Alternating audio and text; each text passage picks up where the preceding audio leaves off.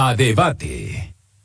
Como es habitual a esta hora, vámonos a debate con, y le doy la bienvenida a Javier Oliva, profesor e investigador de la Universidad Nacional Autónoma de México. Gracias, Javier, por estar con nosotros. ¿Qué tal, Alberto? Buenas tardes, buen provecho. Gracias por la invitación. Igualmente, Javier. Pues bueno, este asunto de las autodefensas, que no es algo nuevo, siguen surgiendo grupos, están financiados por el crimen organizado, es una demanda legítima de las comunidades que están hartos de que los criminales estén ocupando sus territorios. ¿Cómo lo ves en este 2023, Javier Oliva?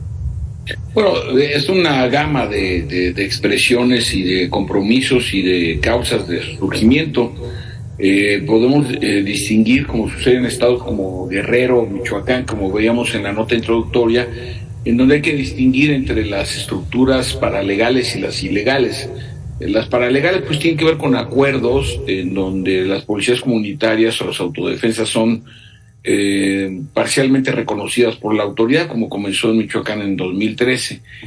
Las ilegales pues obviamente tienen que ver con estructuras criminales o aún con aquellas que se asumen como autodefensas o policías comunitarias, pero que no tienen el reconocimiento jurídico.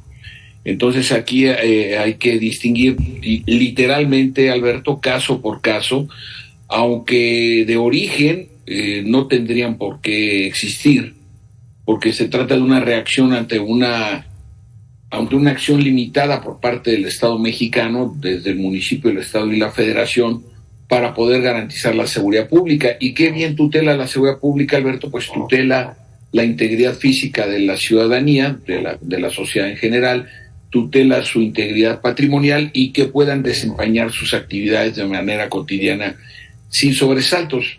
En la medida en que se va prolongando en el tiempo, se va prolongando esta imposibilidad tanto de garantizar integridad, patrimonio y actividades, pues la gente puede ser que a muchos no les parezca, ¿no?, que se armen, porque pues también adquirir esas armas es un delito, es decir, portar un rifle o una escopeta que no sea de las que se contemplan para la cacería, pues es un delito portarla, y también cómo se adquirió, y además los pertrechos, los proyectiles, los chalecos tácticos, etcétera. Entonces se vuelve un círculo bastante complicado, en donde, pues por eso yo les llamo que son estructuras paralegales, porque pueden estar reconocidas, pero ¿quién les da el permiso de portación de armas, por ejemplo? Sí. Que la única institución facultada para concederlos a instituciones de seguridad pública, pues es la Secretaría de la Defensa. Este es mi primer comentario, Alberto. Es que, como bien dices, estas organizaciones paralegales de entrada no deberían existir, Javier Oliva. O sea, el monopolio de la fuerza pública lo tiene el Estado, lo tienen los gobiernos, lo tiene la policía, que es una institución adscrita a toda una estructura que garantiza la seguridad, pero no se está garantizando esta, y por eso el surgimiento de estas vigilancias, autovigilancias alternas. Sí, en distintos sectores académicos, Alberto, se le llama vigilantismo a este fenómeno, en donde la idea es, o el concepto abarca esta actitud de la que disponen integrantes de esa población para vigilar, ¿no?, las condiciones de seguridad pública, básicamente, de sus entornos más inmediatos. Pero desde luego que se vuelve un tema muy polémico, porque yo recuerdo las muy desafortunadas declaraciones de Miguel Ángel Osorio Chong, secretario de Gobernación, cuando surgen las autodefensas, y las reconoce en un discurso muy poco consistente, por decirlo así, argumentando la razón de por qué desde el gobierno federal se reconocía o se aceptaba la existencia de estas organizaciones, cuando pues obviamente, pues como lo he señalado, pues surgen como una reacción ante ante la inoperancia de los gobiernos locales, estatal y federal. Pero yo insisto, ¿qué otra opción? También pensemos un poco, ¿no?, en este ejercicio muy importante de empatía.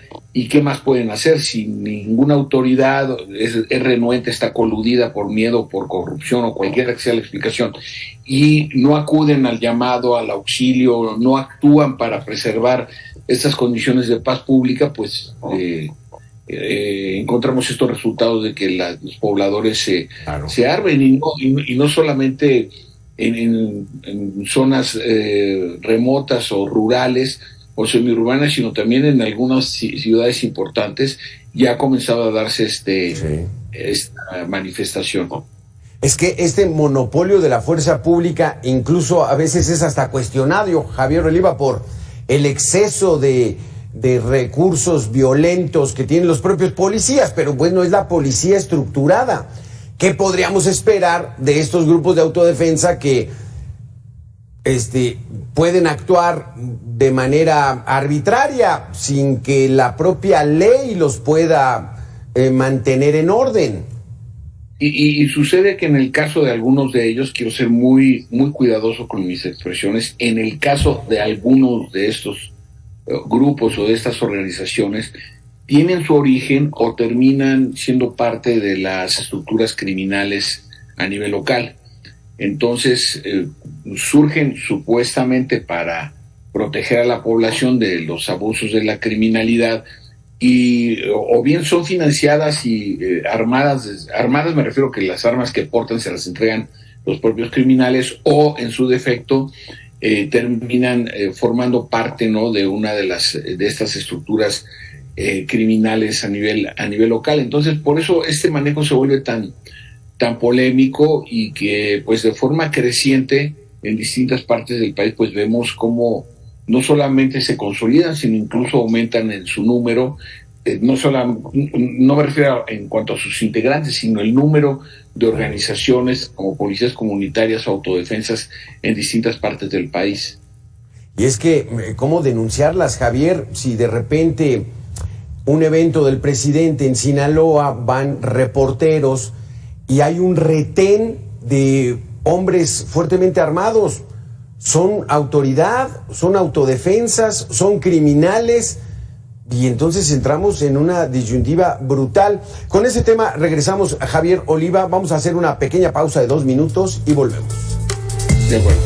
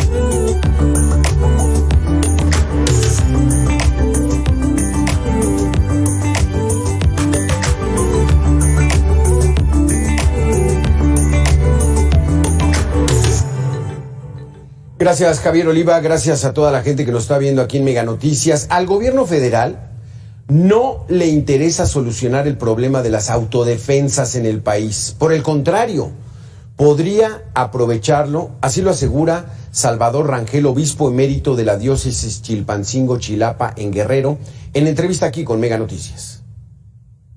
Si el gobierno federal no mete fuertemente la mano en esos estados en conflicto, se esperan cosas difíciles como revueltas, como guerrillas. Pero yo, de mal pensado, creo que al mismo gobierno oficial le conviene que haya algunos estados revueltos, porque ya vienen las elecciones y entonces hasta podrían declarar un estado de excepción, que no se pueden celebrar elecciones por los desmanes que hay en ciertos estados. Es lo mal pensado que yo tengo. Así lo dice el obispo Salvador Rangel, que él es mal pensado, pero no estaríamos tan lejos de esa realidad, Javier Oliva, ¿o sí? Bueno, es que sí es muy, digo, como lo señalaba en la primera parte de esta oportunidad, y muchas gracias, Alberto. Es que hay que analizar caso por caso, es muy difícil generalizar. Es un poco lo que pasa con los programas de seguridad pública a nivel federal, que lo mismo se plantea para municipios que son relativamente bajos en sus índices de criminalidad como Tizimín, y en el mismo programa están municipios notablemente afectados por la violencia como es Caborca en el caso de Sonora, ¿no? Y no solamente estoy hablando de los miles de kilómetros que separan a un municipio del otro, sino también que en esa dinámica pues depende mucho en dónde esté ubicado la fuente. Discrepo de lo que señala lo mismo lo que se refiere a una guerrilla, porque las guerrillas tienen reivindicaciones de carácter político e ideológico. En este caso se tratan de defensas de la persona, de su patrimonio y de libre tránsito, de la producción agrícola, pecuaria, etcétera, ¿no? Entonces, por eso es importante matizar cada uno de los casos y evitar su generalización, porque esto nos va a conducir también a soluciones o a propuestas de solución también generales o que tienden a homogeneizar cada uno de los casos, y pues evidentemente el destino de esa propuesta va a ser el fracaso. Entonces, no es, por ejemplo, no es lo mismo las comunidades o las bases sociales de los gobiernos o los autogobiernos en los caracoles chiapanecos del EZLN que las expresiones que podemos encontrar de grupos de autodefensa o de policías comunitarias en Tierra Caliente, en esta región tan complicada, colindante entre los estados de Michoacán y Guerrero, pero que muchas de ellas está demostrado que pues no trabajan precisamente para los intereses sociales, sino que están vinculadas, coludidas, financiadas, o que trabajan para una organización criminal determinada. Entonces es importante evitar esta generalización. Porque, Javier Oliva, vemos las imágenes y traen armas pues de buen calibre y se les ve de buena calidad. ¿Se sabe de dónde provienen principalmente las armas que se utilizan en nuestro país, estas autodefensas, el crimen organizado? Evidentemente, como sabemos, alrededor del 85% de las armas ilegales que circulan en México pueden ser de fabricación europea, pero principalmente de fabricación estadounidense, pues proceden de los Estados Unidos. A mí me llamó la atención, abro nada más un paréntesis, que hoy no se hubiera tratado en la reunión de alto nivel con los jefes del Departamento de Estado de Seguridad, de Seguridad de la Patria y de Justicia. Se trataron todos los temas que les interesan a Estados Unidos, pero no se trató el tema del tráfico de armas precisamente en nuestro país. Porque recuerdo este pasaje de hoy, ¿no? De esta reunión con el presidente de la República en Palacio Nacional, porque pues esas armas son introducidas de manera ilegal y su compraventa pues obviamente constituye un delito, por más justificada que esté el argumento, pues lo que pone en evidencia, insisto, más que el hartazgo social, más que la justificación a lo que no se está haciendo, indudablemente lo que pone en evidencia es una notable disfunción del Estado mexicano, ya no solamente, Alberto, en lo que se refiere a la provisión de este servicio público básico que es la seguridad pública, sino incluso a la forma a través de la cual por distintas circunstancias, todas ellas ilegales, probablemente en algunos casos sí haya corrupción, la adquisición de estas armas. Y tener una de estas armas consigo es un delito por sí mismo, ¿no? Aunque seas integrante de autodefensa o de policía comunitaria. Entonces, por eso se vuelve tan complicado el tema, porque también el contraargumento es muy bien, ¿y entonces qué hacemos? No nos armamos, no nos defendemos, nadie viene en nuestro auxilio, esto se ha dejado crecer, los criminales expolian a la población, la extorsionan, la secuestran, le cobran derecho de piso, de tránsito, es decir, se constituye una administración pública pues estrictamente ilegal, ¿no? Entonces, ¿cuál es la opción que le queda a la población ante la inacción del Estado mexicano? Y es que esto se está convirtiendo, Javier Oliva, en un caos. O sea, la situación de la seguridad pública está totalmente revuelta. ¿Habremos ya tocado el fondo o seguiremos viendo todavía más descomposición en el país? Bueno, si por ánimo personal se tratara, me gustaría decir que ya hemos tocado fondo. Desafortunadamente es probable que no sea así. Primero porque tenemos un contexto, Alberto, muy notable en lo que se refiere a los procesos político-electorales. Ya han comenzado a publicarse los estudios estadísticos y de números absolutos respecto de los homicidios en el entorno político-electoral del 2021 y del 2018. Recordemos que ahora vamos a un proceso electoral presidencial junto con 31 comicios locales, más los comicios federales. Estamos hablando de alrededor de 2.500 elecciones, incluyendo por supuesto a los cabildos, lo cual pues ojalá y no sea así, supondría que habría algún tipo de violencia en ese entorno, no solamente direccionable a las organizaciones del crimen organizado, sino incluso a las disputas internas de los partidos políticos, que aprovechan este ambiente de confusión y de miedo y actúan como organizaciones criminales que no lo son, sino que son disputas políticas llevadas hasta sus últimas consecuencias, en este caso a la eliminación de los rivales al interior de los partidos o de otros partidos políticos. Entonces, es probable que con las 9 gobernaturas, incluyendo la jefatura de la Ciudad de México, los 31 congresos locales que se van a elegir, más los municipios de otras tantas entidades, además de los 500 lugares en la Cámara de Diputados y las candidaturas a la presidencia de la República, es probable, ¿no? Me encantaría estar equivocado, y lo digo en público, me encantaría estar equivocado, pero es muy probable que veamos alguna violencia importante en el entorno de los procesos electorales que aún no empiezan, pero pues imaginemos, es fácilmente calculable es fácil de calcular el número de candidatos y candidatas que se van a registrar por cada uno de los cargos más importantes. Solamente pensemos quienes aspiran a gobernar las 31 capitales que van a estar en juego el próximo, incluyendo la jefatura de gobierno, desde luego, incluyendo lo que se refiere a la competencia por 3 o 4 partidos que se registren, vamos a poner que sean 2 o 3 máximo candidatos y candidatas, 5 o 10 personas por equipo, a la baja, desde luego, ¿no? Solo por estandarizar. Vamos a tener a miles, no estoy exagerando, a miles de mexicanas y mexicanos recorriendo por lo menos por 4 meses todo el territorio nacional todos los días.